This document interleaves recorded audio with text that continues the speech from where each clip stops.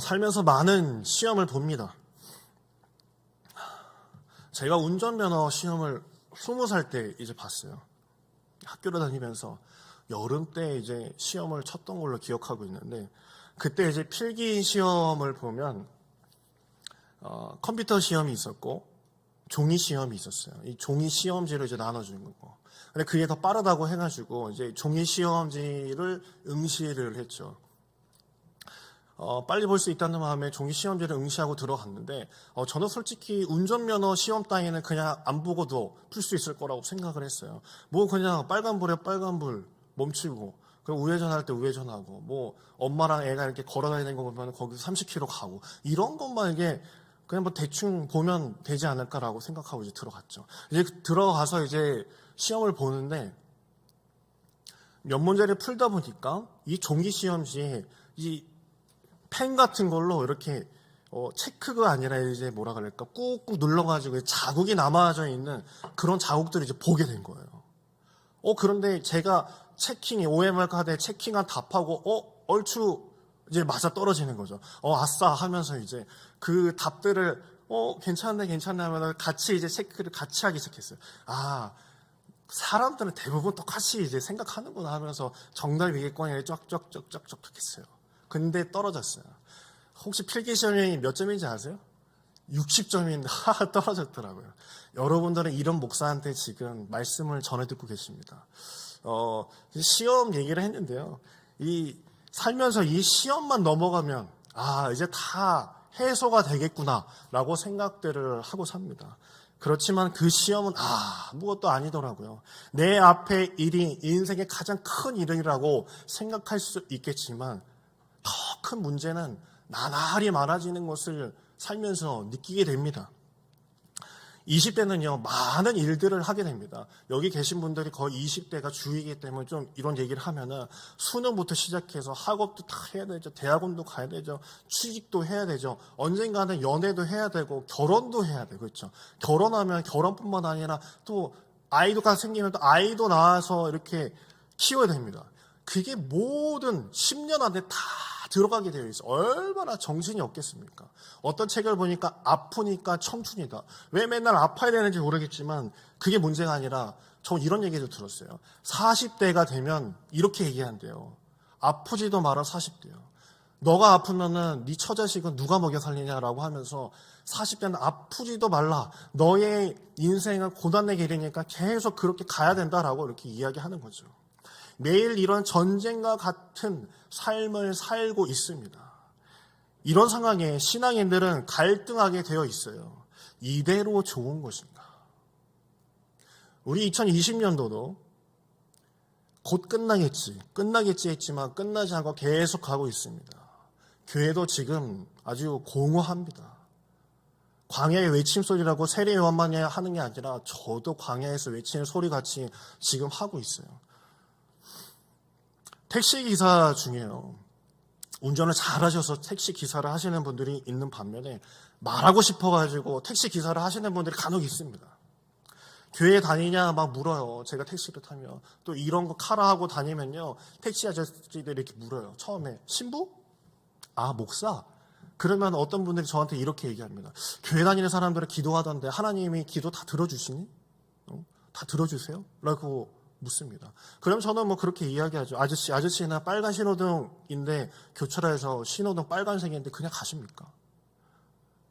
우리 인간의 마음대로 다 그렇게 흘러가 보면 아마 난장판이 될 겁니다. 그러면서 제가 이렇게 덧붙였어요.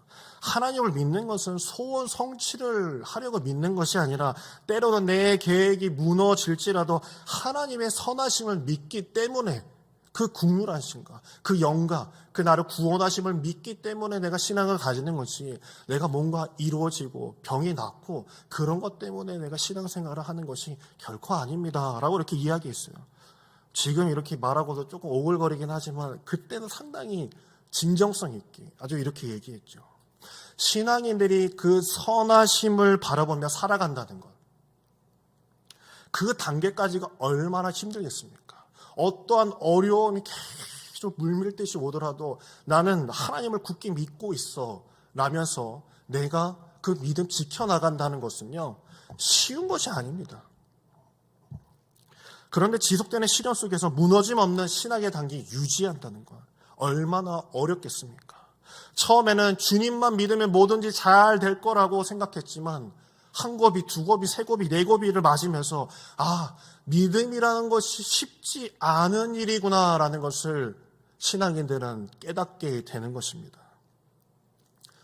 저희 애들은요, 초능력이 있습니다. 정말 초능력이 있어요.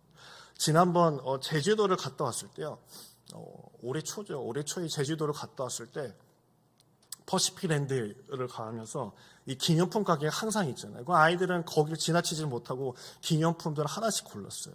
이 세 개를 샀는데 그 중에 두 개가 뭐냐면, 혹시 기념품 중에 물과 기름이 이렇게 섞여서 이렇게 왔다 갔다 하는 거 아시나요? 물고기 왔다 갔다 하고 빙글빙글빙글 해서 이제 내려오는 거 뭔지 아시죠? 투명한 유리에 이제 물과 기름이 섞여 있는 거.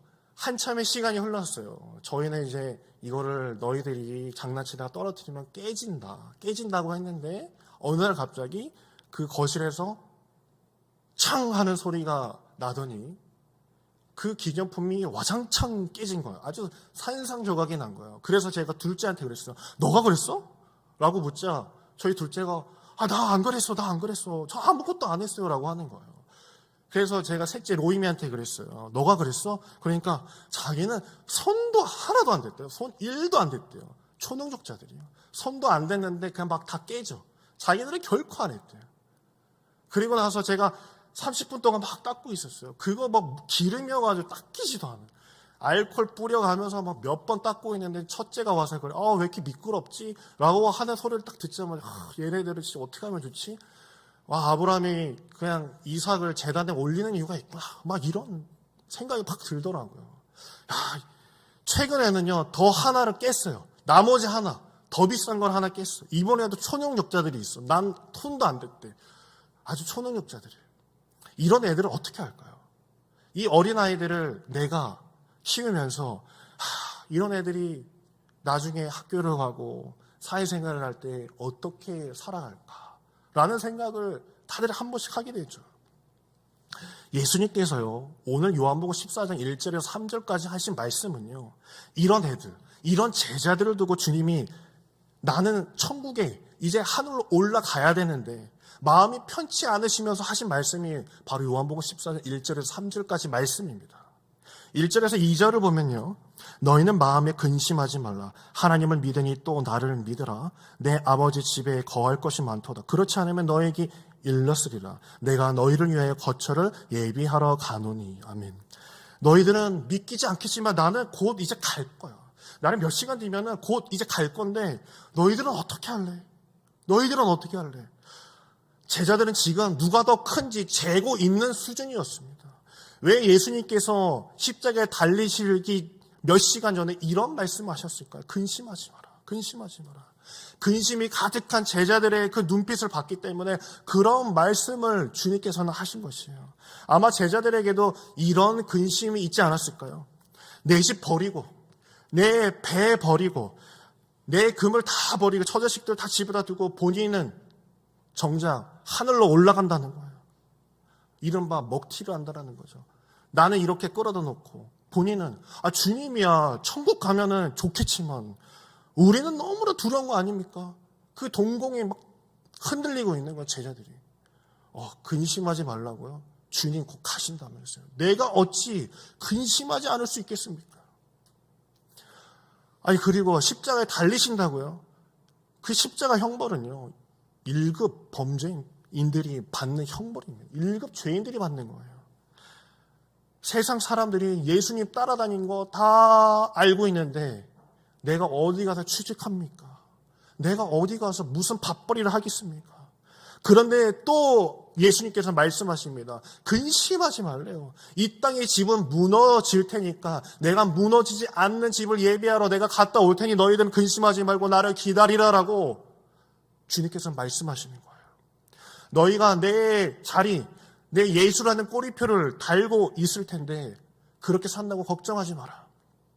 내가 다시 이 땅에 왔어. 세상 끝날까지 너와 함께 할 것이다 라고 말씀하세요. 두려워할 이유가 무엇이냐? 내가 함께 할 것인데 라고 말씀하세요. 근심할 필요가 없다라는 거죠. 신앙이 이래서 어려운 거예요. 우리는 늘 줄곧 주님, 제가 진짜 3천에 진짜 급합니다 라고 하는데 하나님은 계속 그러시는 거예요. 근심하지 마라, 걱정하지 마라, 내가 먼 훗날 너와 함께하노라, 내가 끝날까지 함께하노라 라고만 말씀하시니 이거 어떻게 근심하지 않겠습니까? 예수님께서 근심하지 말라고 하는데 근심하지 말라고 한다고 해서 우리가 근심을 안 합니까? 우리가 근심을 제대로 이해하려면요, 이 1절에 보면은 이 근심이라는 단어, 이 헬라어로 보면요, 타라소라고 읽습니다. 타라소. 이것은 마음이 흔들리다가 둘로 갈라진다라는 거예요. 이 근심이 두 마음으로 갈라진다. 지진과 같은 것이 일어나서 마음이 두 개로 쪼개진다라는 뜻을 가지고 있습니다. 사람이 언제 불안해질까요? 마음이 두 개로 갈라질 때 불안해집니다. 아이와 예를 들어서 시장을 가거나 할 때 아이스크림 하나 먹이면서 엄마가 저기 가서 뭐 야채 좀 사올게 하면 너 여기서 꼭 기다리고 있어 동생이랑 라고 하고 엄마는 떠나요. 시간이 흐르면서 마음이 동요하기 시작을 하죠. 왜 이리 안 오시지? 오신다고 했는데 라는 마음을 먹기 시작하면서 올 수 있다는 마음과 안 올 수도 있겠구나, 이 두 가지의 마음이 들면서 엄마 하면서 동생 손 붙잡고 막 이리저리 헤맬 때 그때 부모를 잃게 되는 거죠. 이런 경우를 들면서 제자들에게 내가 분명히 올 테니까 예루살렘을 떠나지 말고 있어라 라고 주님께서 말씀하셨던 거예요. 근심하지 말라, 두 마음을 가지지 말라라고 말씀하셨어요. 지금은 아멘하고 할렐루야 하면서 활활 타오르면서 내가 배신하지 않습니다, 내가 어찌 배신하겠습니까? 라고 이야기할 수 있겠지만요, 시간이 흐르면 의심하게 되고 마음이 엇갈리게 되고 쪼개지고 찢어지게 되어 있다는 말입니다.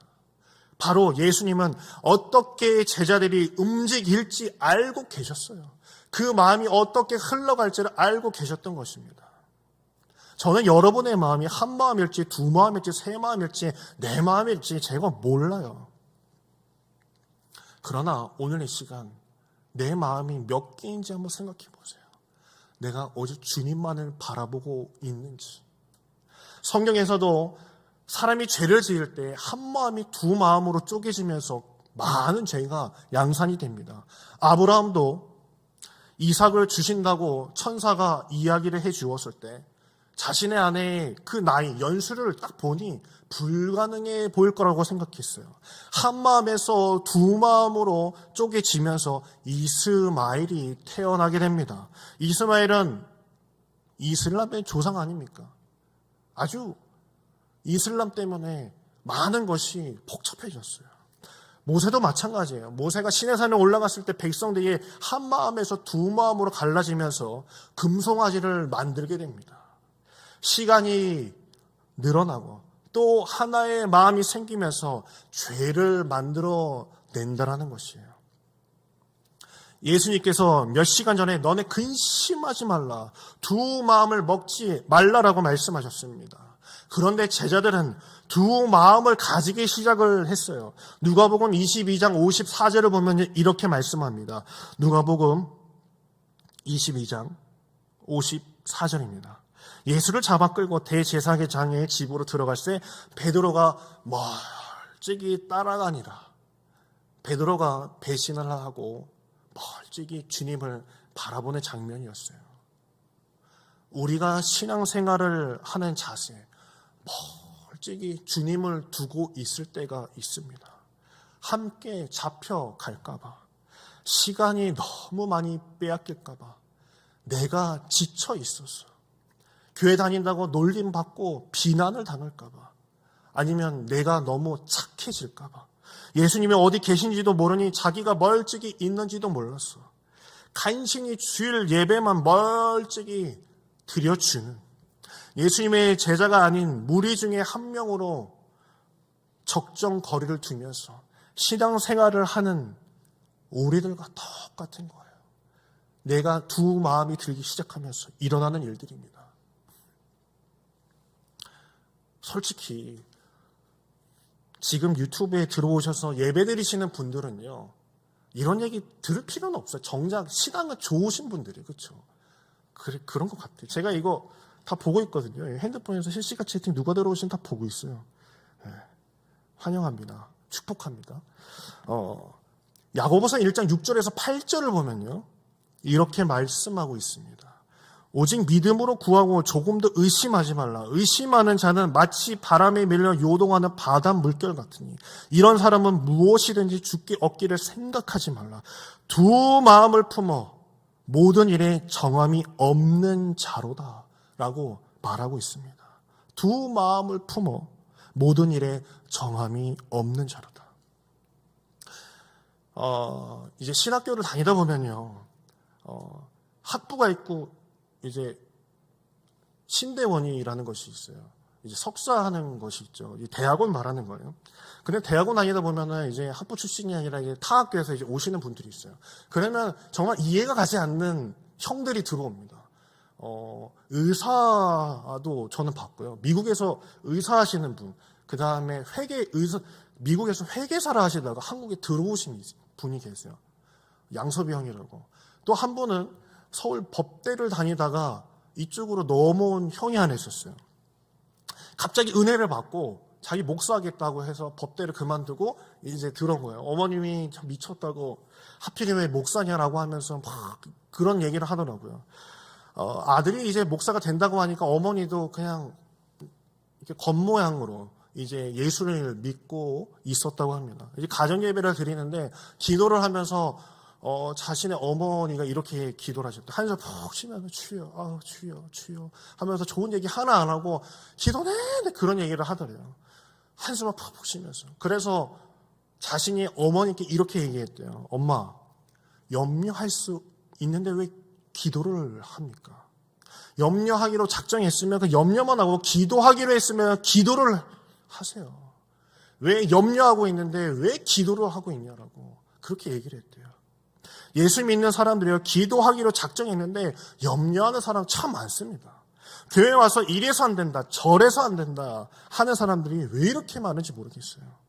기도할 때도요, 한 마음이 아니라 두 마음이면요, 기도가 안 됩니다. 안 되는 게 어쩌면 느껴지시는 분들이 있으실 겁니다. 내가 기도를 해야 되는데 기도가 전혀 안 될 때 있어요. 그것은 내가 한 마음으로 기도하는 것이 아니라 내가 두 마음으로 쪼개져서 될까? 주님께서 행해 주시겠지. 될까? 라는 두 마음으로 기도할 때 전혀 기도가 되지 않는 거예요. 기도는 앞에서도 내 뒤에서도 한 마음이어야 하나님께서 응답하시는 줄 믿으시길 간절히 바랍니다. 마가복음 11장 24절에 보면요, 그러므로 내가 너에게 말하노니 무엇이든지 기도하고 구하는 것은 받은 줄로 믿으라. 그리하면 너에게 그대로 되니라. 믿음 가지고 기다리면 되는 줄 믿으라고 하시는 것이에요. 왜 이렇게 말씀하실까요? 사람들이 그렇지 않기 때문에 그렇게 말씀하시는 거예요. 인간의 마음은 하나님과 악마의 전쟁터라는 말을 했습니다. 누가 했냐면 도스토옙스키가 그렇게 얘기했어요. 인간의 마음은 하나님과 악마의 싸움터다. 자신 간의 싸움은요, 인생에서 죽을 때까지 계속되는 기나긴 싸움을 하게 되는 것이에요. 기도를 하려면 기도를 하시고, 염려를 하려면 염려만 하십시오. 졸리면 그냥 주무세요. 딴짓 할 거면 그냥 끄고 딴짓을 하시는 게 낫지 않을까요? 정말 내가 주님 앞에 나와서 기도할 생각이면 한 마음을 가지고 기도하는 여러분 되기를 간절히 축원합니다. 부디 오늘 한 마음으로 기도하는 여러분 되기를 바랍니다. 하나님께서는 두 마음으로 기도하시는 걸 원하시지 않으십니다. 오늘 이 시대에 많은 사람들이 어쩌면 이 금요 예배가 열리는 교회가 아주 많을 겁니다. 코로나이지만 주님 붙잡고 기도하는 분들이 많을 겁니다. 그때 부디 이 마정 교인들이 하나님 앞에 한 마음으로 기도했을 때 응답받는 여러분들 되기를 간절히 축원합니다. 모든 이들이 기도하고 있을 때 우리 교인들만큼은 정말 하나님께서 보시기에 진정으로 예배드린다는 것을 느끼시고 하나님께서 기쁨 받으시는 예배 되기를 간절히 축원합니다. 찬양 중에서 이런 찬양이 있어요. 내 영혼이 확정되고 확정되었어 오니 내 믿음의 눈 들어 주를 바라봅니다. 내 영혼이 확정되고 확정되었으니 내 믿음의 눈을 들어 바라보겠습니다. 라고 기도하길 간절히 축원합니다. 내가 정하고 정했다면 마음이 나뉘어져서 흔들리는 마음이 아니라 부디 나의 마음을 주여 붙잡아 주시옵소서. 주 마음 바라보길 원합니다. 라고 기도하길 간절히 축원합니다.